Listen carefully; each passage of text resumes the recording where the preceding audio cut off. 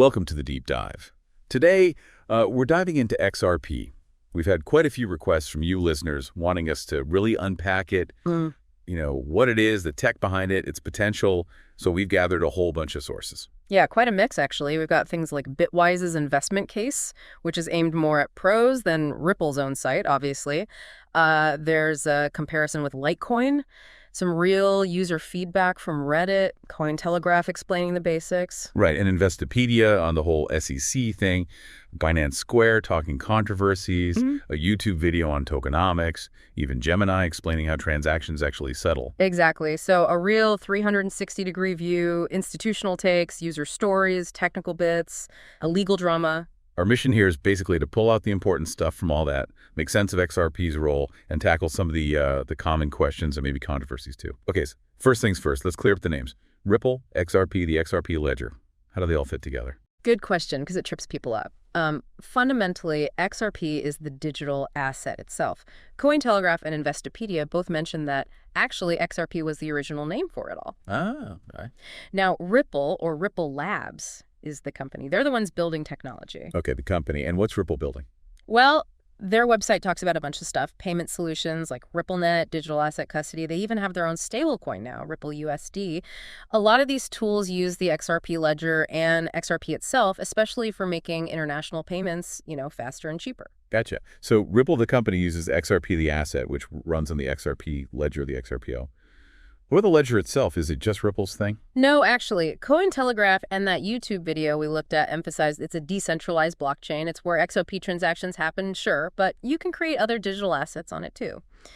And Investopedia points out it's open source. It runs independently of Ripple, even though Ripple does participate and run some validator nodes. Interesting. So it's decentralized, even with Ripple's involvement. Okay, makes sense. So we know XRP is an asset used by Ripple, runs on the XRPL. Yeah. But what's its main job? What's it trying to achieve? Its core design really is about speed and cost for cross-border payments. Programming Insider and the YouTube piece both called it a bridge currency. The bridge currency. Yeah, the idea is it acts like a middleman. So instead of, say, dollars going through multiple banks to become pesos, you could swap dollars for XRP, send the XRP instantly, and swap it for pesos on the other side. Much faster, much cheaper than the old SWIFT system, potentially. Okay, that makes sense. And Ripple's site mentioned other uses too, right? Like settlement, tokenizing assets on the XRPL, custody services, Ripple USD for liquidity. Seems quite focused on like the business and finance world. Definitely leans that way. And we saw a great example of this from that Reddit user talking about arbitrage. Oh, yeah. Yeah, they were saying how they used to use Visa or SWIFT to move money between exchanges, and it could cost up to 10% in fees and take like a week sometimes. Oh, a week and 10%. Exactly. Then they switched to using XRP. Transfers were almost instant, and the fees were basically zero. That's a game changer if you're trying to move quick for trading. Kind of shows the potential even for maybe not institutions, but active individuals. 10% versus nothing. Yeah. Yeah, that definitely paints a picture.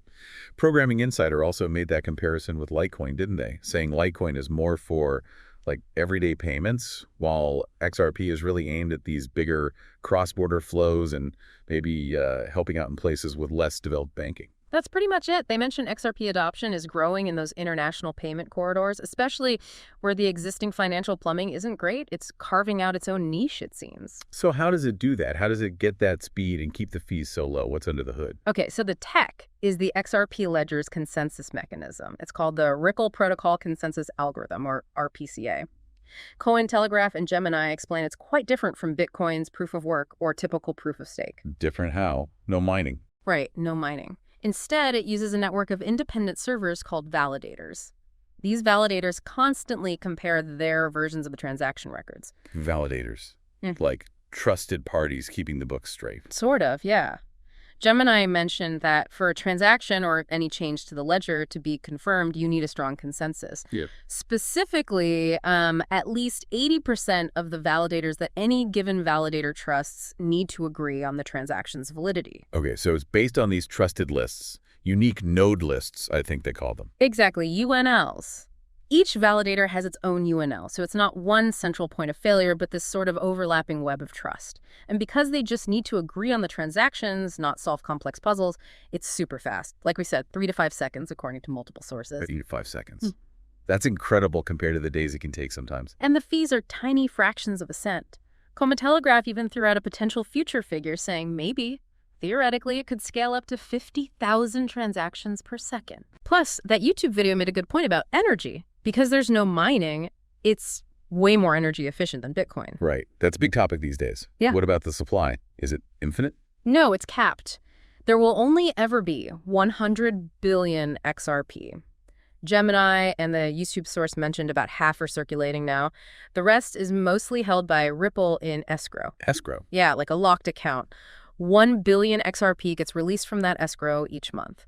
Ripple can use some for partnerships, sales, etc., but whatever they don't use in that month gets put back into a new escrow account at the end of the line, so it's a controlled release. Okay, got it. Finite supply, super fast, cheap, energy efficient. Sounds pretty good. Let's switch gears then to the investment side. Yeah, Bitwise put out that report, the investment case for XRP. What did they say? Aimed at professional investors, right? Yeah, exactly.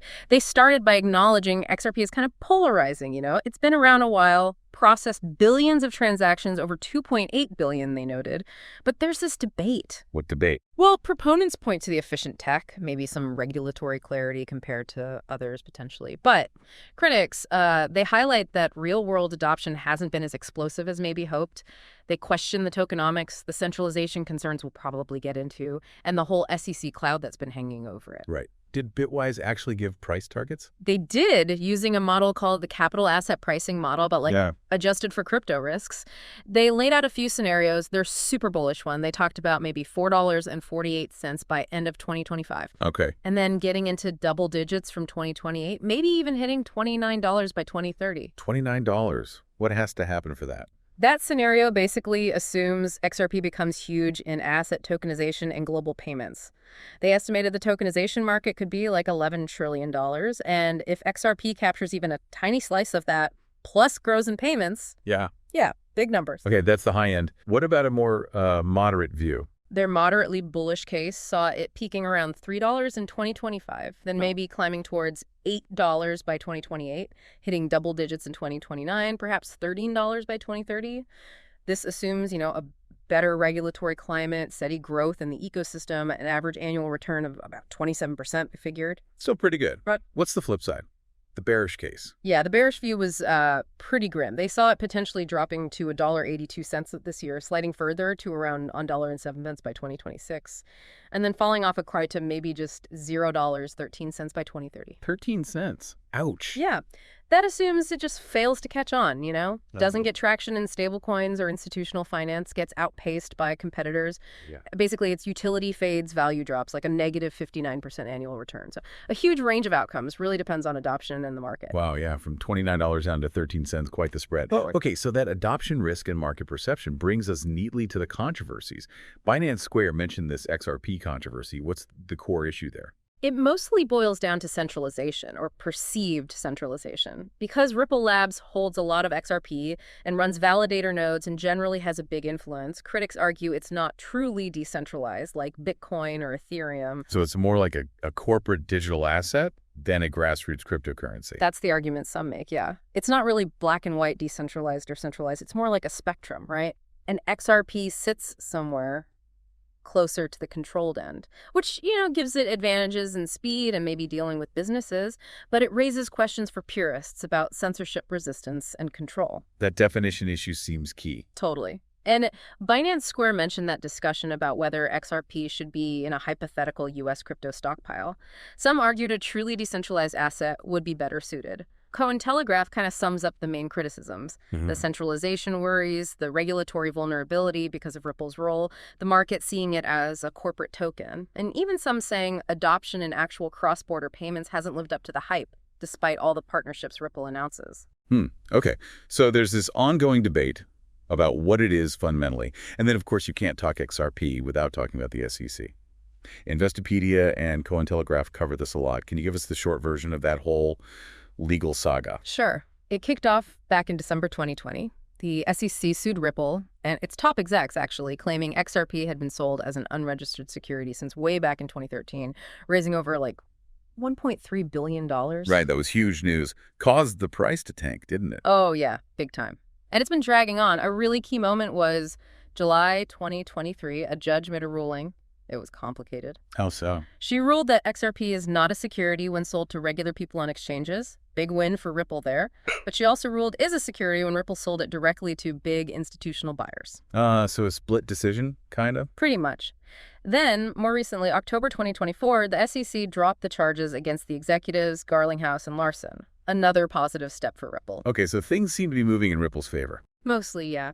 But Investopedia and Cointelegraph both stress it's not totally over. The SEC is still going after Ripple, the company, for those institutional sales. Cointelegraph mentioned Ripple was ordered to pay a penalty, I think it was around $125 million in August 2024, which was less than the SEC wanted.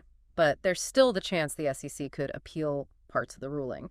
So some uncertainty definitely remains, and it has implications for the whole crypto industry, really. Right, the regulatory question mark hasn't completely disappeared. Okay, let's shift focus just slightly before we wrap up. The XRP Ledger itself. It's not just for sending XRP around, right? Cointelegraph mentioned stuff for developers. That's right. The XRPL has some neat built-in features. There's a decentralized exchange, a DX, built right into the protocol, so you can trade assets peer-to-peer on the ledger itself. Like swap XRP for another token directly. Exactly, or any token issued on the XRPL for another. It also has tokenization capabilities, so you could represent, say, real estate or stocks as tokens on the ledger. And it supports payment channels for things like micropayments really fast, really cheap, off the main ledger until settled. And are people actually building on it? Yeah, Cointelegraph pointed out some projects from an accelerator program in 2024. There was one called AltDRX doing real estate tokenization, Moai Finance building a cross-chain DX, Propto looking at real estate investment using a feature called Trust Lines. So yeah, there's definitely activity showing the ledger's flexibility beyond just payments. Interesting. So it's got potential as a platform too. Okay, so let's try and tie this all together. What have we learned from this deep dive? Well, I think it's clear XRP is built for speed and low costs, primarily aimed at that institutional cross-border payment space. It's a core part of what Ripple, the company, offers. And the tech, the XRPL, has some interesting features beyond just moving XRP. But there are buts. Yeah, definitely. There's the whole debate around how decentralized it really is, given Ripple's influence in XRP holdings. And the regulatory picture, while clearer after the court rulings, still isn't completely settled, especially with potential appeals. So it kind of occupies this specific niche, bridging traditional finance and blockchain for efficient value transfer, particularly for institutions. But it comes with those questions about centralization and regulation that make some people hesitant to call it a true cryptocurrency in the same vein as others. That sums it up pretty well, I think. It serves a purpose and it does it efficiently, but it operates in a way that's different from many other major crypto projects. So for you listening, as you weigh all this up, the impressive speed for payments, the institutional focus against the decentralization questions, and the ongoing regulatory story, maybe the final thought is this. In a world where regulators are looking closer and where real-world uses for blockchain are becoming more important, how does XRP's particular mix of efficiency and, let's say, corporate involvement position it for the future of finance? Something to think about. Definitely food for thought. Keep digging, keep questioning. Absolutely. Thanks for joining us on this deep dive. We'll catch you on the next one.